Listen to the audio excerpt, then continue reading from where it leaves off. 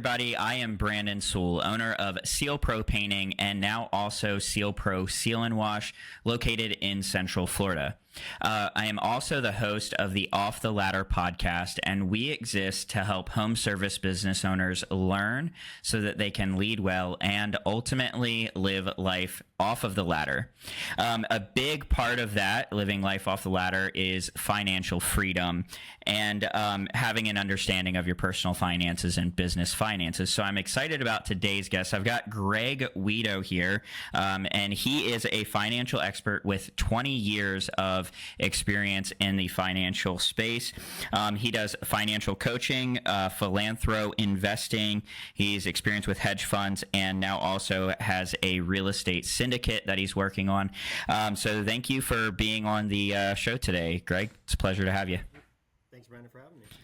Yeah, absolutely. So I got introduced to you through BNI. So you're in my chapter here, Space Coast BNI, located in Brevard County. And, just upon getting involved in that, I know you've kind of gone through a transition, which we'll talk about. But, initially you were, working with individuals and families and stuff on personal finance. And so my wife and I actually, contacted you and, now, I know it's transitioned to your wife now. She's the one, managing that side of your guys' business. But, so we work with you with our personal finances. And why don't you tell the listeners what you've transitioned to now and what you're involved in? And I know we went over those 4 verticals, but if you could just give a quick summary on what you're doing now.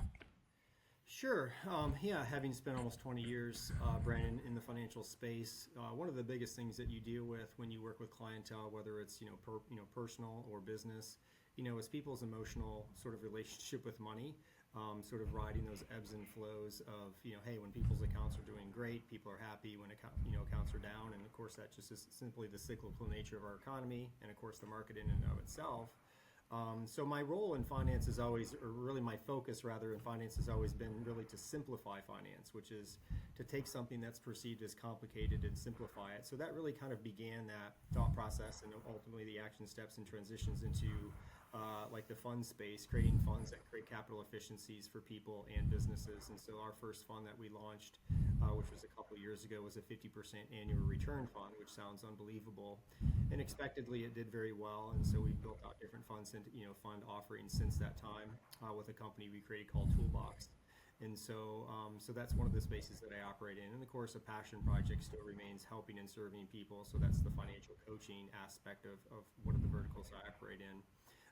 Also, Philanthroinvestors, as you mentioned, Branden, it's really kind of like works in the space of socially conscious investing, which is really knowing where your capital is going, how it's impacting the planet, and the differences that it's making in creating legacy situations for families as well. So that's really impactful for the planet and doing good, so to speak, with your capital. And then the last space is within the real estate sector, which is, I've built a real estate syndicate with 4 other general partners, which we're sort of dealing with creating efficiencies within the housing space to create communities that are food, water, and energy independent. We use the container model, which creates efficiencies in how fast and how quickly we can deploy really a development. We can really quickly turn around raw piece of land to an activated asset in a very short period of time. So those are the 4 things that I get to do in addition to being a husband and father and all the other things that I get to do, but it's all good. Sure. Well, for the purpose of like tapping into, what many of my listeners are going to have questions about, let's kind of jump into like that personal finance and, business finances thing for a minute. One of the reasons why I wanted to start this podcast is, I've seen so many business owners that are in my industry. They get pulled into just like this rat race of like trying to get to the next job, to make the money, to just pay for like the next job. And it's like, sell this one so that I have the money to pay for this material and this job. And then I'm trying to race to get this one done, to get to the next one, to get the cash flow. And it's just like this cash flow nightmare. They're doing all of the work themselves. They are, working, let's say just 6 days, 7 days a week, just trying to keep up with everything, never seeing their families. And really, I've seen them where they've gone into business because they want freedom and they want, the flexibility, but then this business ends up, taking over them and consuming them. And, I know for me, one of the big things that I think gave me the freedom, especially early on in my business, was, I wouldn't say that I was necessarily like super wealthy by any means, like financially, but like I lived within my means. We weren't like, extravagantly living, if that makes sense.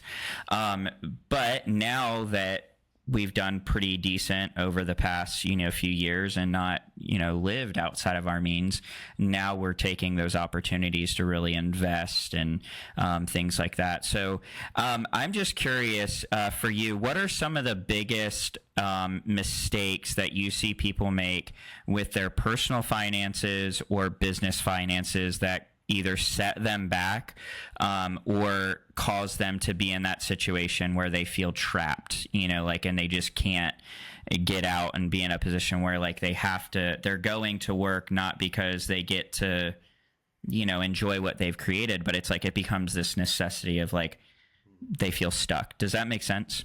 Yeah, totally. Yeah, it said, Branden, if you want more free time, don't start a business.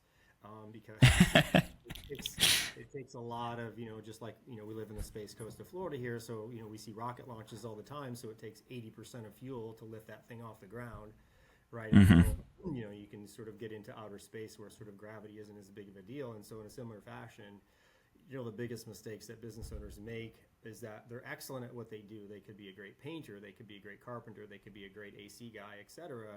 They could be really bad at finances. They could be really bad at accounting. They could be really bad at, et cetera. Or they could spend everything they make, which is a huge mistake.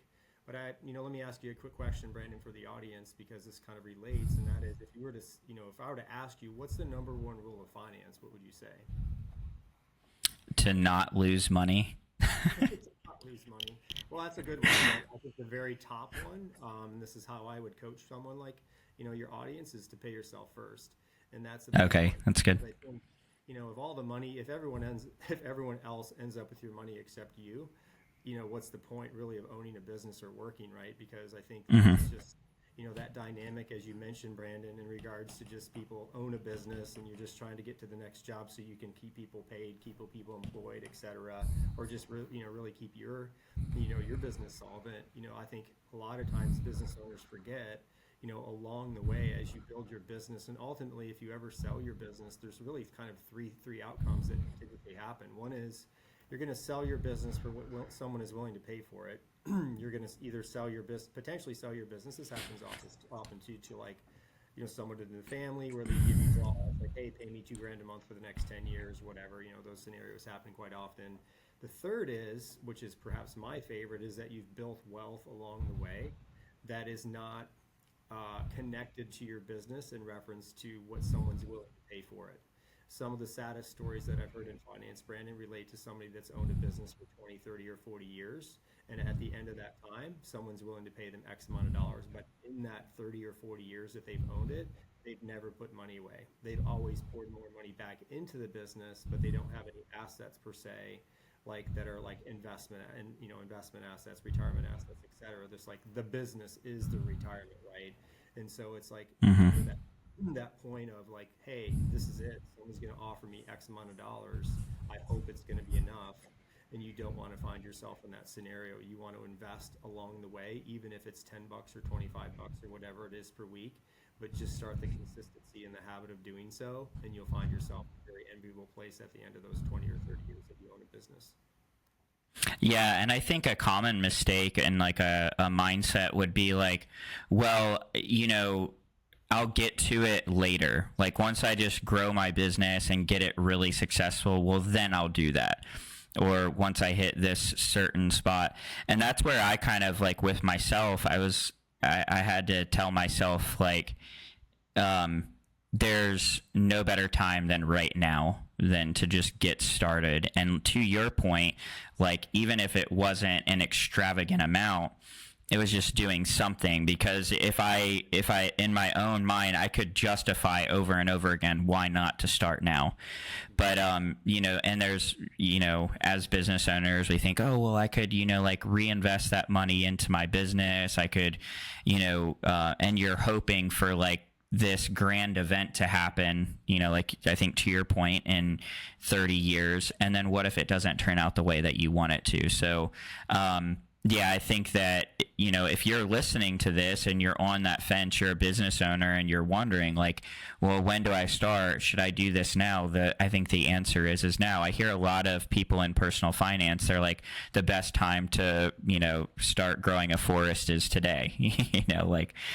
Plant the seed, get it in the ground so that it can start growing, because the longer you put off that process, the further you're putting yourself behind in that process of trying to grow a business. Now, what's the point of all this? Somebody might say, like, why would I do this? And I think it can be kind of scary to think about this. People talk about their FIN number, or, to be financially independent, or some people, I guess, there's the whole like FIRE movement, I think they call it. Financially independent and retired early or something. But what can you put into perspective for the listeners why it's so important to not put it off? Like, could you put out some figures of like, hey, this is where you would be if you started at, let's say, 25 or sooner, versus like if you wait until you're 35, 40, what is that gap that you have to try now to make up? And what kind of money are we talking about, even when you factor in inflation and things like that? What are people looking at? Well, there's a lot of things that you can overcome in business, from making mistakes, attitude problems, personnel problems, some money issues. But there's one thing that none of us can overcome, and that's time. And so time is our greatest asset. And so to leverage and access, like you said, the best time to start planting a forest is now. And so really, when you think about it from a perspective of, how do you, and this is one of my favorite questions to ask business owners, Branden, and that is, how are you leveraging your business to fund your retirement today?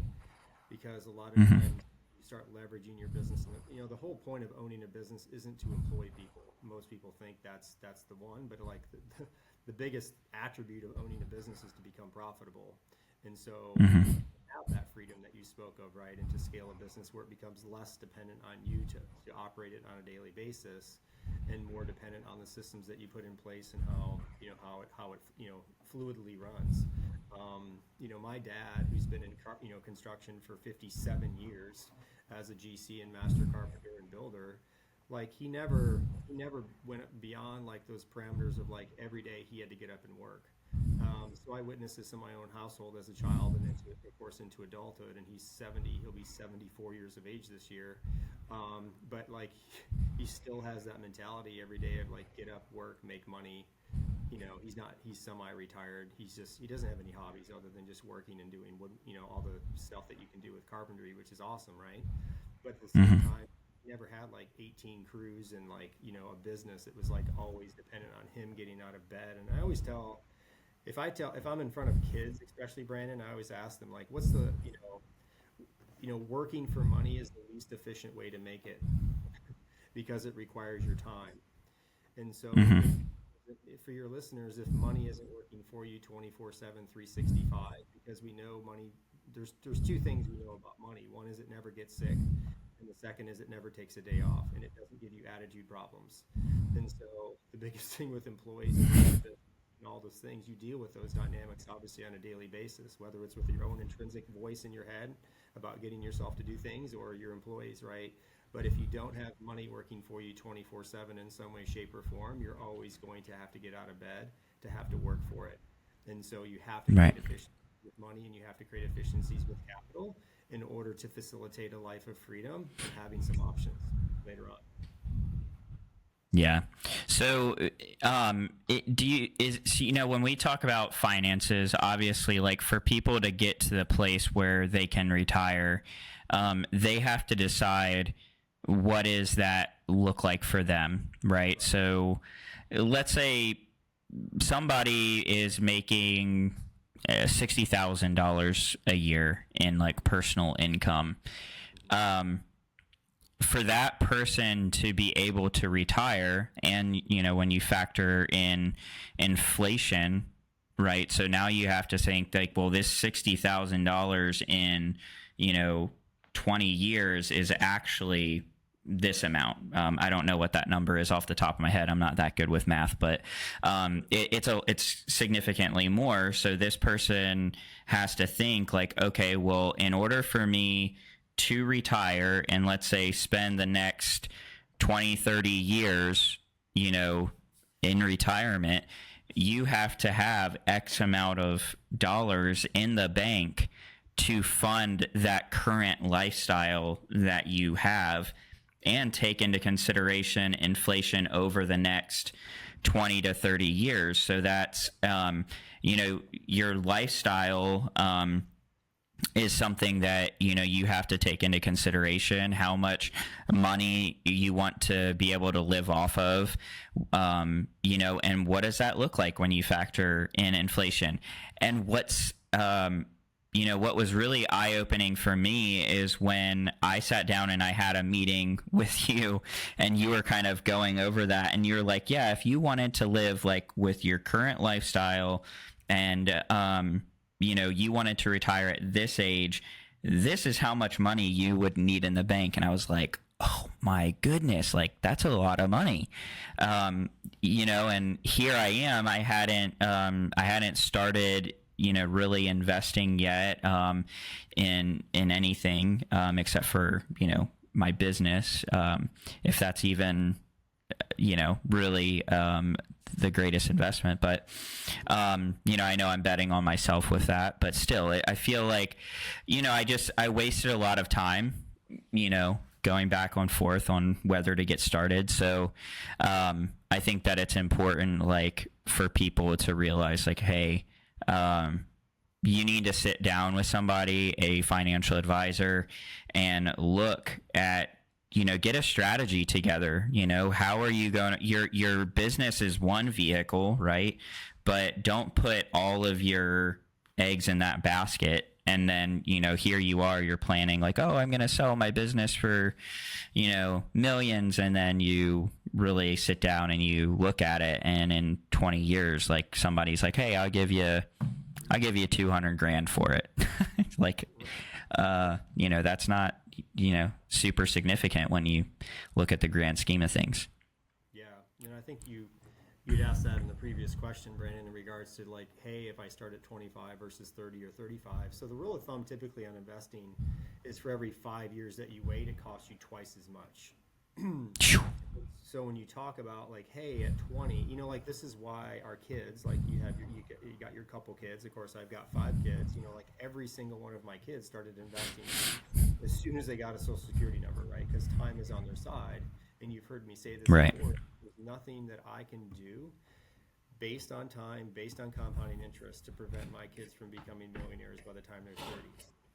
Just based on time, right? Because most people start at 30, right? They're like just winging it in their 20s, just having a good time, spending everything they make, buying trucks, buying four-wheelers, buying boats, buying whatever. Yeah. And millions of dollars will flow through your hands as a business owners over the course of your working and entrepreneurial life. That's another question to kind of for your audience to self-evaluate is like, think about how much money you've made in the last 10 years. You don't even have to tell me the answer, right? I made 100 grand a year for the last 10 years. I made $1 million in the last 10 years, right? How much have you made? How much have you kept? That answer will provide you the bearing for like, what do I need to improve upon? But here's the thing. That's good.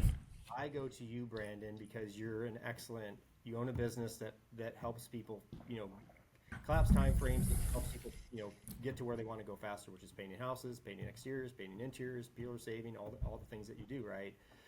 but people use experts to collapse time frames. Like my car's at a mechanic right now. I just told you that happened this morning. Like they can change oil and all the things that I can do, right? Absolutely, I can change oil in my car, but they can do it super fast. Time is valuable, obviously, right?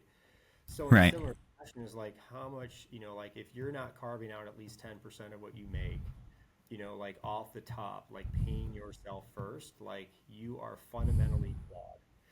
Like fundamentally, Hmm. like, if your life is beyond, like you can't live off of 90% of the rest, you got some flaws. And so Yeah, it's that's good. one of the things that I always witnessed my dad do. This is a huge thing in construction where it's so much people spend so much money, all these guys. We would be on a job site, and I worked construction. I grew up working construction, right? So I have some identifiable Hmm. things with your audience, right? The job site would clear out at lunchtime.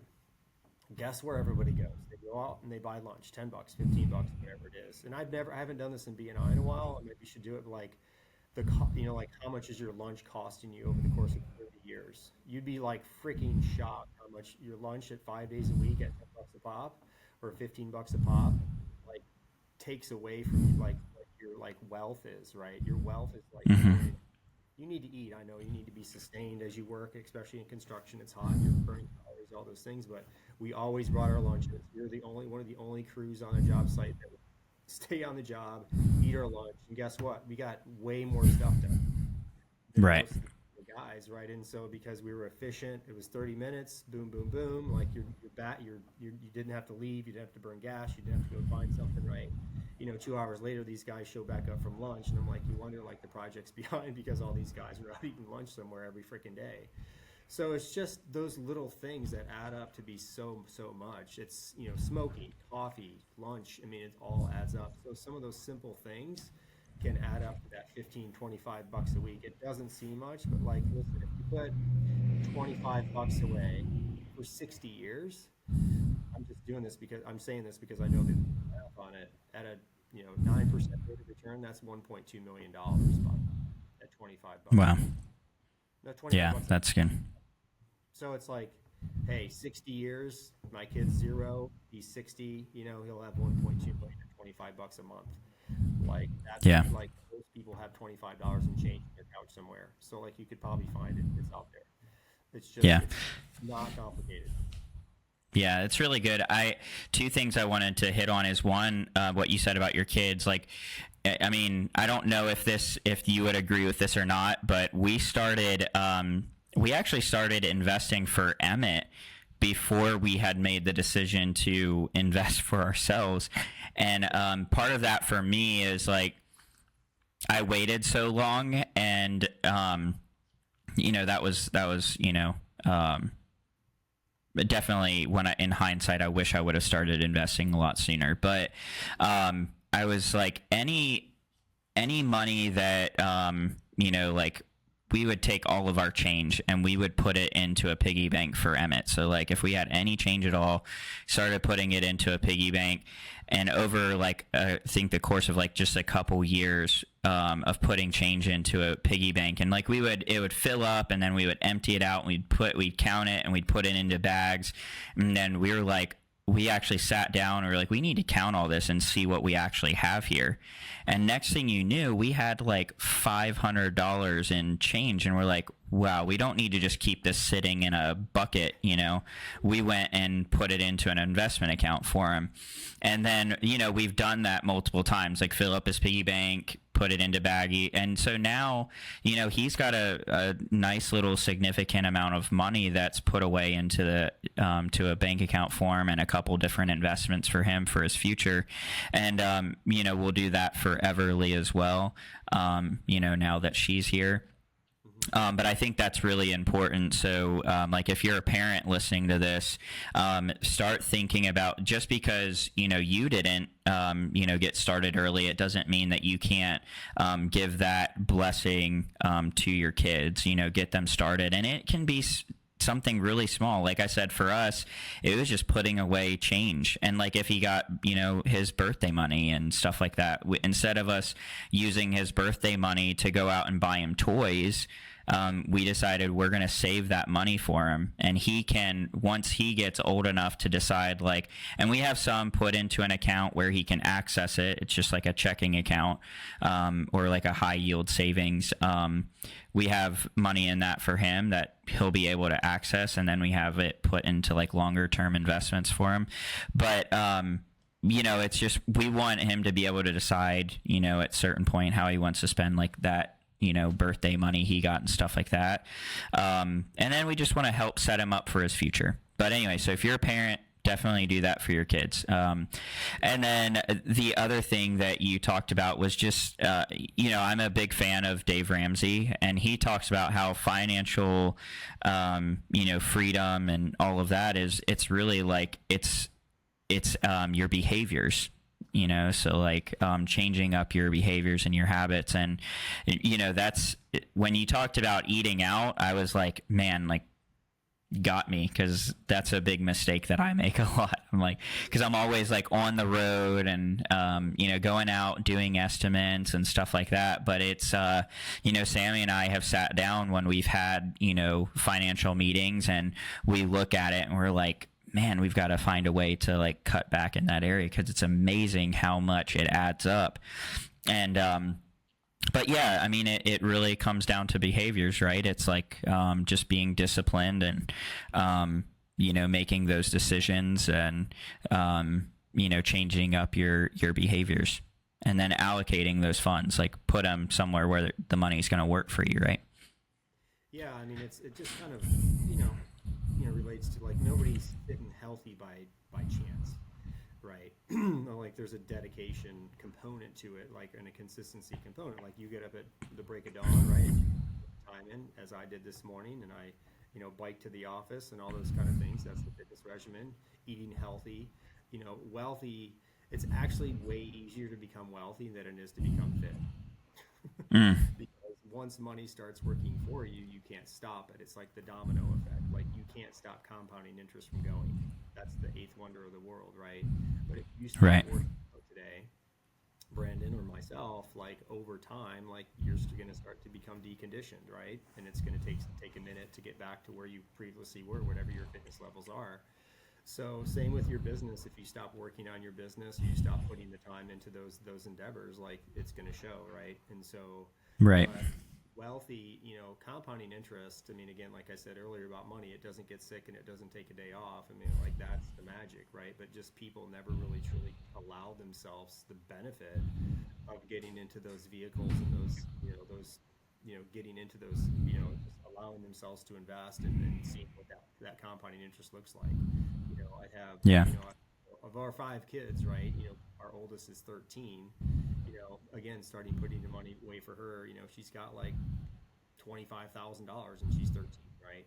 So like, Roth IRA, minor Roth IRA, growing tax free, all those great attributes. But guess what you should be doing too, Branden? You hinted on this, is like, hey, I'm helping the kids out. Awesome. But also leveraging the business. And we can talk about some of those vehicles that are out there that you can help, insert in your business to help reduce taxation, help pay tax deferred, and help, just help to leverage your business to fund your retirement. All those things exist. Yeah, that's good. Let's jump into that really quick. So this is kind of like a interesting topic for me. So when you talk about the tax advantages for a business for investing, and I'll let you clarify this, but to my understanding, if you're going to invest as a business owner from your business, you also have to create an opportunity for your employees, right? Like there has to be like like if I'll just let you explain that, how that works. If you're the owner of the company, Branden, like in your case you are, and you have W-2 employees, which you have, and you have something like you have a 401k, like you could have a solo 401k just for Branden that none of the other employees would know about, and that's an endeavor that you could do. Most like realtors or solopreneurs, most of them have, I say most of them, but the ones that I of course advise and work with have solo 401ks because it's just me, right? But if you have employees, I mean, there's a lot of, you have SEP IRAs, you have simple IRAs, you have 401ks. Those are all kind of out there, to help leverage your business to fund your retirement. And some of those dollar amounts in terms of the max amount that you can put into those vehicles on an annual basis differ. Simple IRAs are around 16K a year. With 3% employee match, and so like the employer can match 3%, the employee 1, 2, or 3% actually, and the employee can be like, I don't want to put anything away. You just match it. That's a direct tax deduction for you and your business. Whatever you put into the employee match. Same thing with 401ks. You can do a match on that. The employee, if they're eligible, which typically is a year after 1,000 hours, those kind of parameters. They don't even you're just doing it for potentially a tax deduction.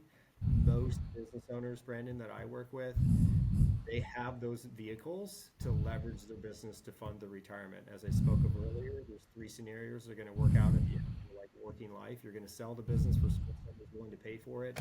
You're someone in your family you're going to will it to, or just give to, but hey, give me X amount of dollars in 10 years. Or you're going to have, you can have all 3, or you could have 2 of the 3, right? You're going to sell it, but then you have an investment built along the way that often isn't more than the business will ever be. I had a business owner that had a $5 million, but his business was only worth $500,000, but he owned it for 30 years. So like there you go.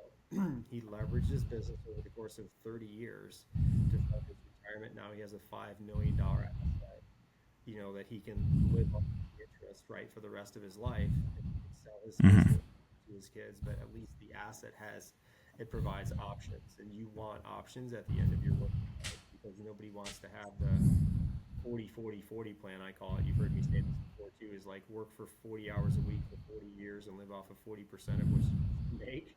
That's that's kind of the option that a lot of people find themselves. So it's like, shit, I don't know on the show, but it's like HIT moments of like, man, there's 10 years gone by, 15 years. I mean, time goes by so fast, right?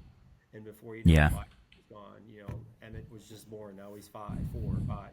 Like those things happen so fast, right?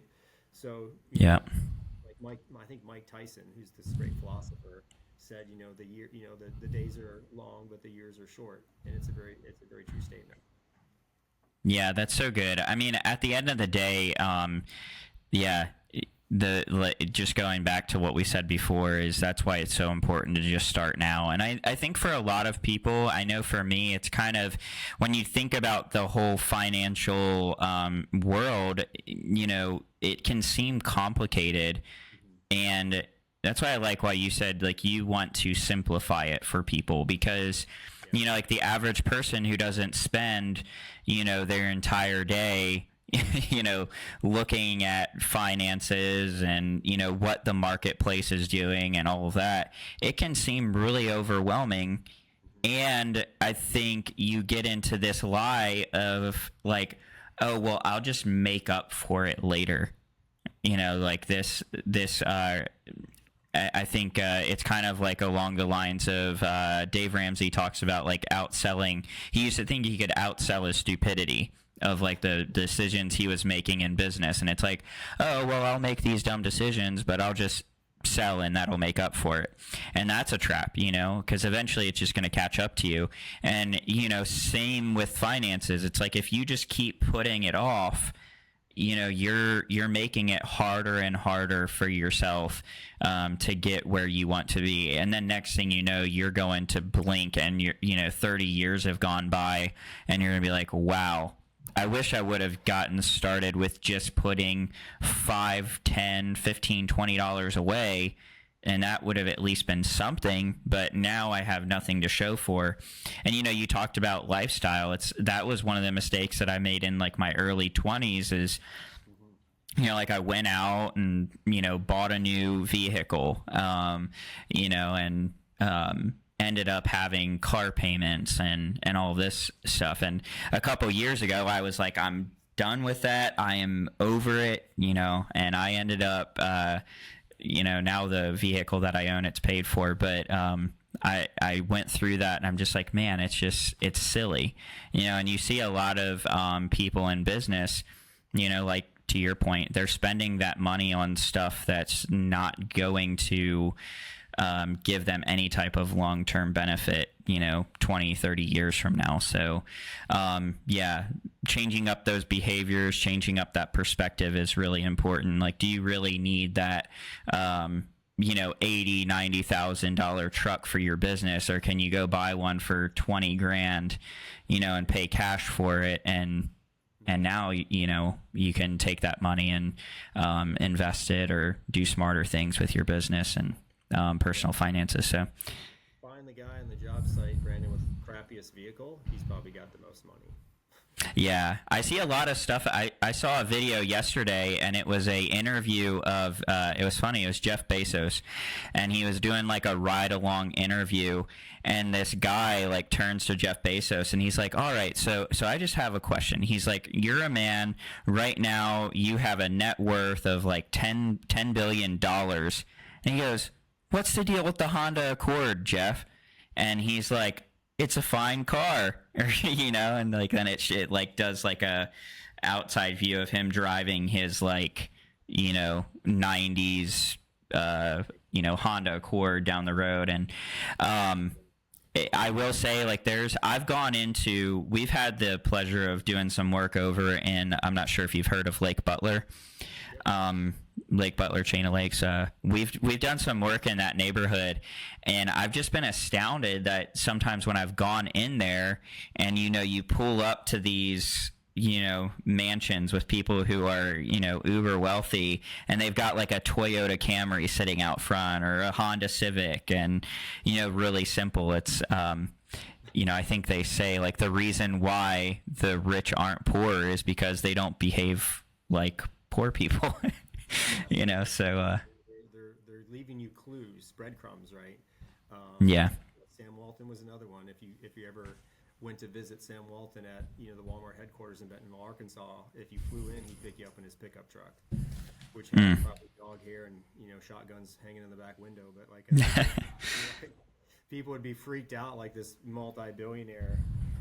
Same with Jeff Bezos, like pulls up to the airport in a big up old farm truck. But I mean, it sends a message, for sure. That if you want to get ahead, live beneath your means. You don't have to do it forever, but you do have to do it for a season of life.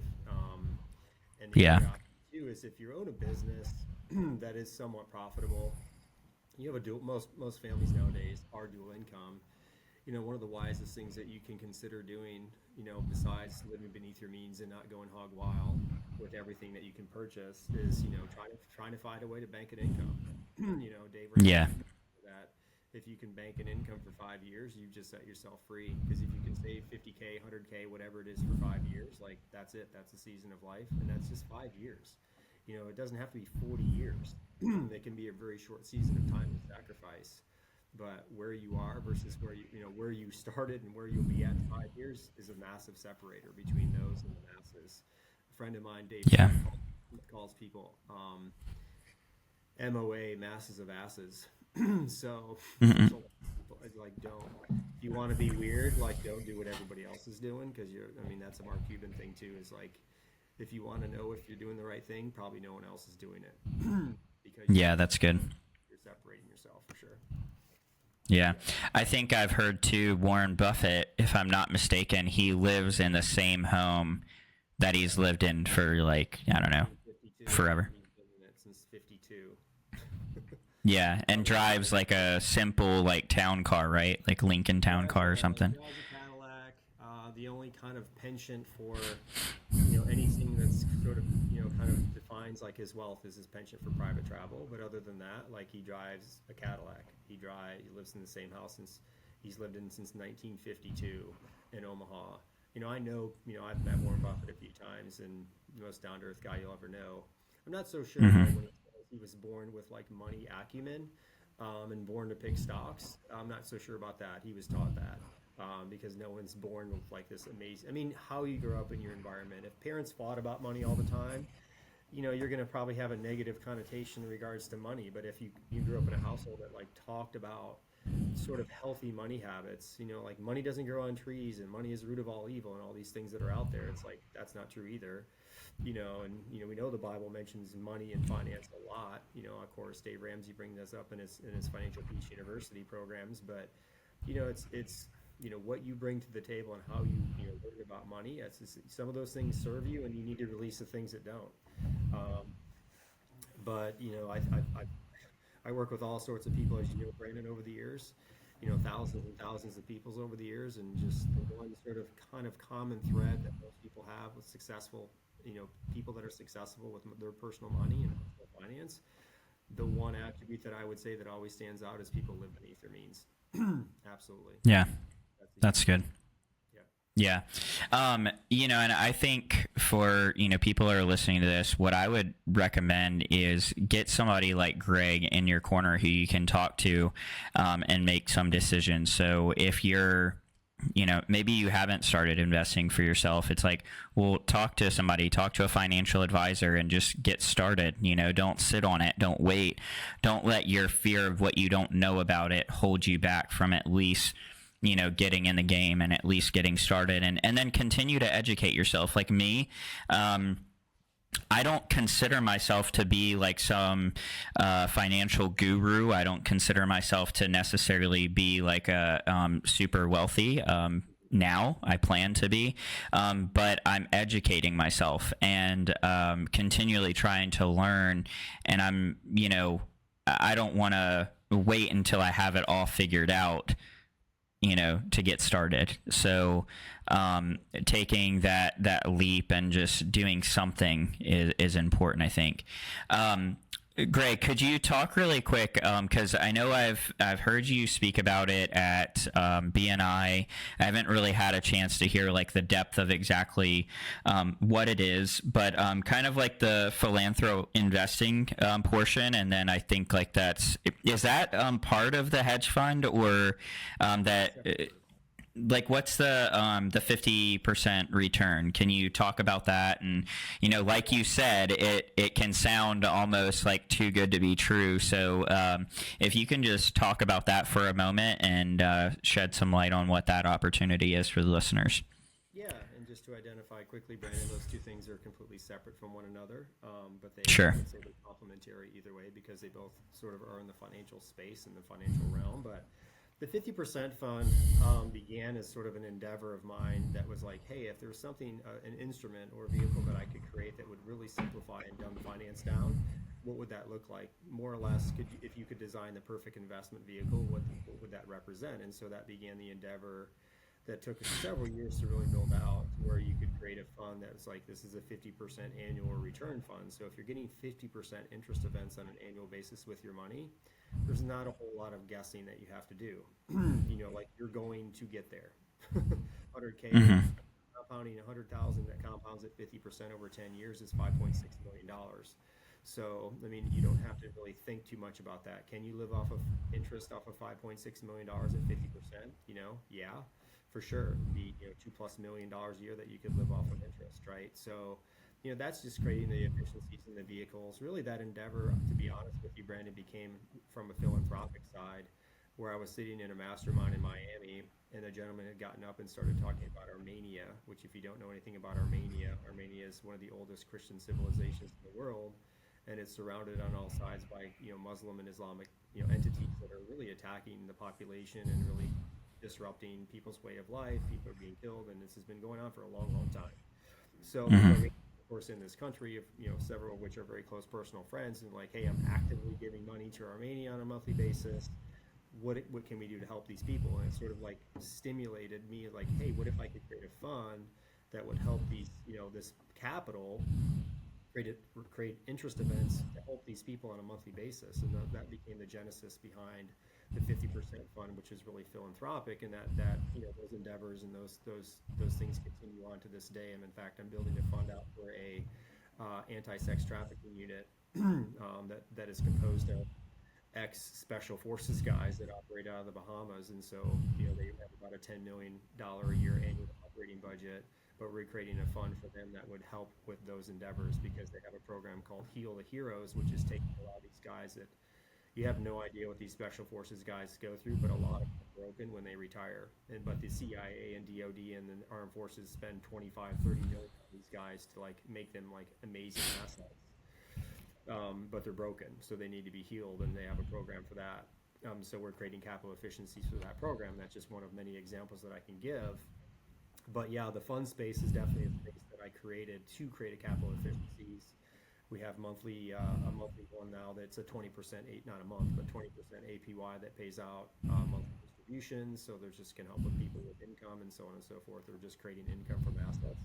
The whole point of having money isn't to spend it down, but to leverage the asset that creates interest, right? So you can quote unquote live off of the interest. That's the sweet spot. That's the magic. Philanthroinvestors, the founder for Florida for Philanthroinvestors, which is basically solving some of the biggest humanitarian issues in the world through investing. We call it socially conscious investing.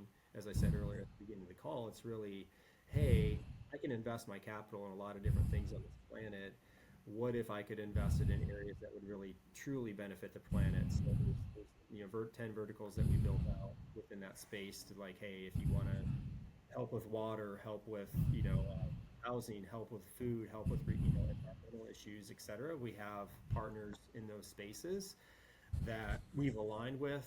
There's a lot of vetting, and a lot of it's turnkey for our investors, meaning like, hey, we've done the research, we've done the digging in, like which one of these people are on the up and up and the ethical side of things and doing exactly what they'll say to do. So that's definitely a sweet spot for mine as well, as far as advocating for capital for that, building out the Florida brand, Philanthroinvestors, and so on and so forth. But it all relates. It's all the biggest thing with money is, like you said earlier, when I asked you what's the number one rule of finance, you said don't lose money. Well, Philanthroinvestors lose people's money. When you invest with us, it always goes up because it's in these types of socially conscious endeavors.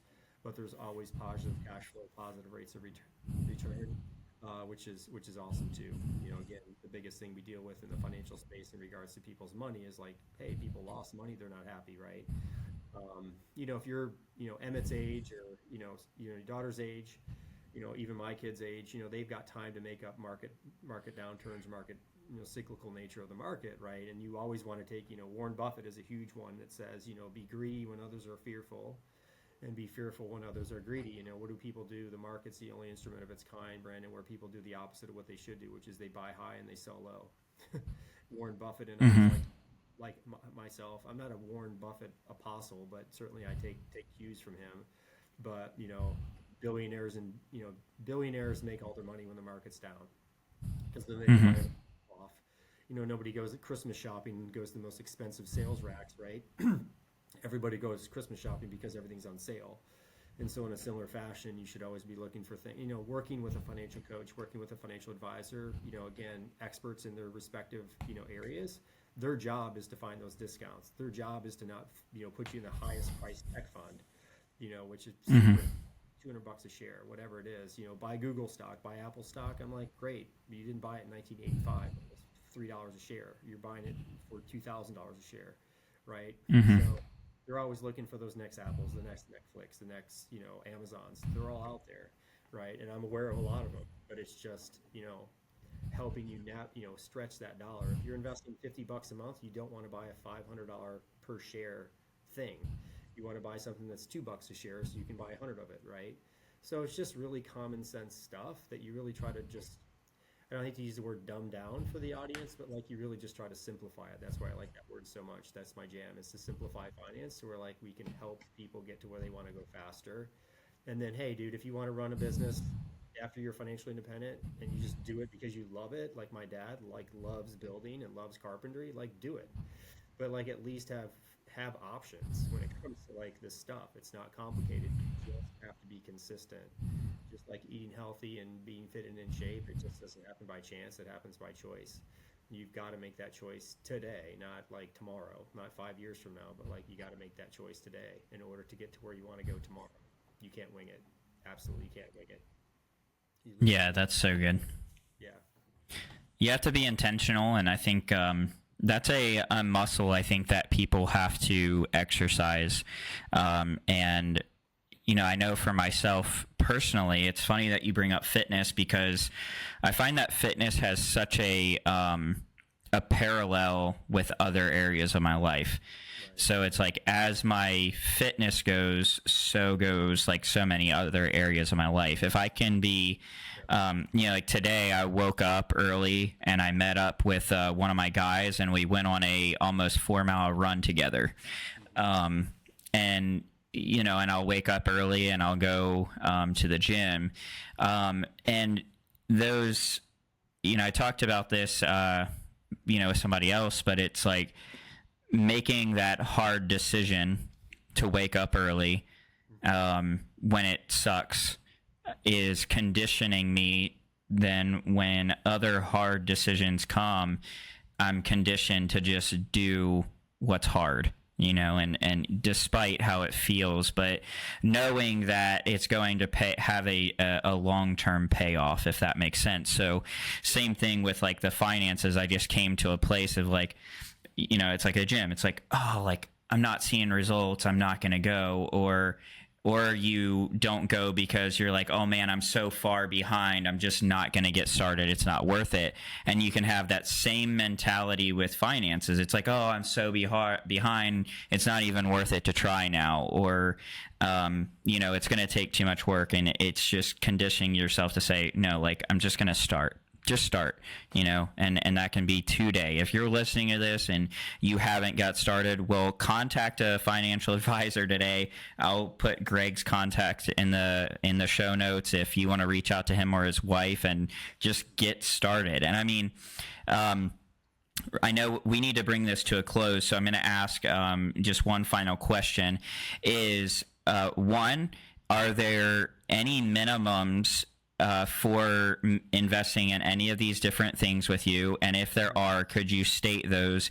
And then if there's a resource that does not require a minimum, could you just let the listeners know what that is so that they could maybe take advantage of that opportunity? And then, just close it out by, giving people an idea of how they could contact you, how they might be able to partner with you, invest with you, and so forth.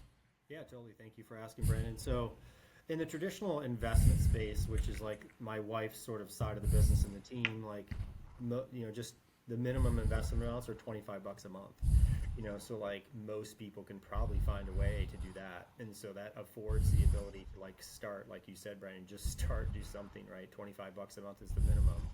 Now, in the hedge fund space and like the Philanthroinvestor space, that's more of like an accredited investor side. So I'll give you the two examples. So Philanthroinvestors typically requires minimally 100K to do, which is like not everybody on the planet, right? Accredited investors, at least 100K. And I can, more or less define what an accredited investor is, but it's just you have a net worth of at least $1 million, or you've made 200 or 300K single or jointly filing, in the last 2 years, and anticipate the same for this, for this given tax year. So those are some of the parameters, and of course I have to validate some of those front end conversations, whether a person is accredited or not.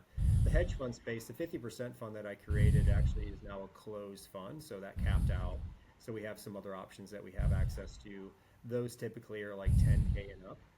In terms of minimum investment amounts, just for the capital to be efficient in those. Like somebody had the other day said, hey, what if I gave you $1,000 to put it into this fund? I'm like, it's really not creating any efficiencies. I don't want to take somebody's $1,000 because they probably need it more than I do. But right. The biggest thing is about investing, especially in these types of spaces, is like it's not liquid.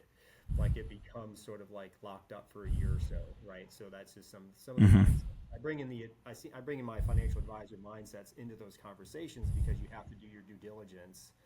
And this is for everybody on this call to know. It's like, hey, if you have a financial advisor that hasn't done their due diligence in relation to the questions, I would advocate for, hey, if there's a best question to ask a financial advisor, is like, how are you personally doing? Like, how's your own plan going?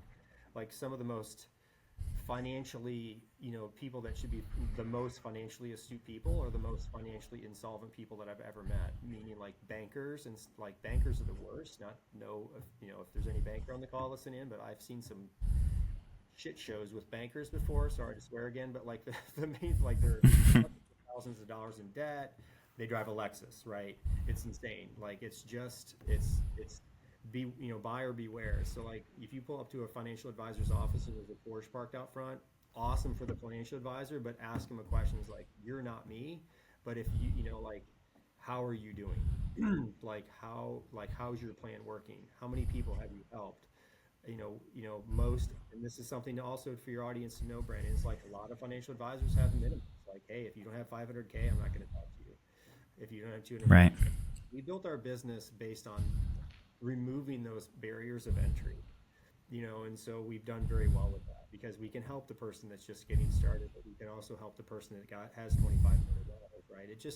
But there's not a lot of people walking around with 25 million. There's a lot of people walking around with $2,000 they want to start something with, or $25 a month, right? I cut my teeth in this business when I first started, helping people do $25 a month packs into the Roth IRAs. You make 10 cents a month off of that as an advisor, but it's the right thing to do, and you don't have to like play God with people. You can help, and guess what? All those people have 6 figures or more now. Right. When I started putting $25 a month away, that then they did 50, and then they did 75, and then they did 100, then they did 500. Guess what? You gave them a chance, and the door was open at 25. They're going to figure it out because you can't. I mean, audience, know this: you cannot retire on $25 a month. But what you Right. can, you can start at 25 a month, and then you can say, hey, this becomes addicting in a sense. So like, hey, I saw my account. I started at 25, now it's at 2,000 after a year. Freaking awesome. I'm going to add a little bit more. Maybe I'm going to put 35 a month. Maybe I'm going to put 50. It starts, you got to start somewhere, like you said, Brandon. You have to start now, and you can't wait. For our kids, time is on their side. For someone that's 60 years old, listen to this call, time isn't on your side, but guess what? You're still breathing, so you got a chance. So that's the main thing is like you can work with anybody, but you gotta do something, right? It's better to be humble than to be right. So in certain cases, you got to humble yourself, for sure. Yeah, no, that's really good, and the things that you're saying just keep taking me back to fitness. It's like, just show up regardless of the results, and the results will come. When you show up for the principle of it, you're showing up for the principle of like what It's like, if you show up to the gym and you put the time in, the results are going to happen. They're definitely not going to happen if you don't go. But your only chance at seeing any type of result is to put in the work. So the same thing with your money. And I think what happens is you get encouraged along the way. 6 months down the road, a year down the road, you like look in the mirror, somebody looks at you and they're like, hey, wow, you look good. And you're like, oh, thanks. Same thing with this, it's like you put that 25 in, that 25 in, that 25 in. The next thing you're like, oh, wow, that's actually starting to look like something, and you get encouraged, and then it's creating that discipline. And I think that, and then you get consistent with it, and then it'll, snowball, and that momentum will build. So I think and I'll add one more thing. Sorry to interrupt, Brandon, but I would say, no, you're fine. In that same realm, in that same context, I would say choose your hard. It's hard to be fit it's hard, quote unquote, to be fit and in shape. Is it way better than not being fit and in shape? Absolutely, because it's also hard to be unfit and like no energy and all those things. Like, is it hard to be wealthy? It's actually not hard to be wealthy. It's way freaking better to be wealthy than it is not to be wealthy. Let's just face it. Like, choose your hard. That's it. Yeah. Is the sacrifice of putting $25 a week or a month or whatever it is away, is that truly as hard as getting up at 4:30 a.m. and doing the workout? No, not even close, right? So it's just because money doesn't get sick and it doesn't take a day off, and it's always going to work for you. If you stop working out today, Brandon, a year, and just stop working out for a year, you would not be the same person in a year from now. Yeah. Yeah. You would be in a different place of hard, right? To start over again. Right? And so in the same thing with finance, it's way easier to be financially independent, debt-free, than it is to be fit and in shape. You should be both, of course, and all the other attributes that come along with that. But at the same time, like, please, for the love of God who's listening, like, give yourself a chance and start. Yeah, that's good. Well, if somebody wants to get in touch with you or your wife to get started, how can people reach out to you and get more information, or just get started with even like that $25 a month? Yeah, the best way to probably contact me is via my cell. You want me to tell them my cell? Yeah, sure, that's fine. Yeah, it's a Colorado number, but it's 970, area code 970-481-8100, 970-481-8100, or they can just email me at my name, Greg Weido, Weido @gmail.com. That's my personal email. And if people have questions, text, call, whatever, I'm always open. So happy to steer people in the right direction for sure. Awesome. Well, I appreciate your time, Greg, and just the wealth of wisdom that you are. I could probably talk to you for a couple more hours if I had the time, just to dig into, the wealth of knowledge that you had.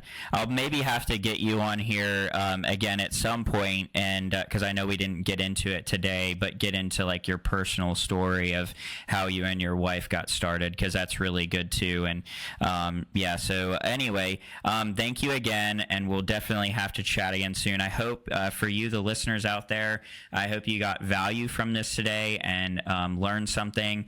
And if you haven't got started, I hope that this encouraged you to get started with that financial journey of yours, whether it's personally or for your business. If you're watching on YouTube, please subscribe to the channel, like this video, comment, share your feedback. Also share it with somebody so that they can glean from this wisdom that's been shared today. If you're listening on Apple or Spotify, please rate and review the show. That would help me out tremendously, just to get the show in front of more people. A couple other things. You can now also message us directly through the show notes. So if you want to send a message to us directly, a question that you have or feedback, you can do that there. And also you can support the show by subscribing. There's a new subscription. You can do as much as $3 a month. And that's just going to help to make the show better, the quality, and everything like that, and help serve our listeners better. So thank you so much for tuning into the Off the Ladder podcast, and we will see you next time.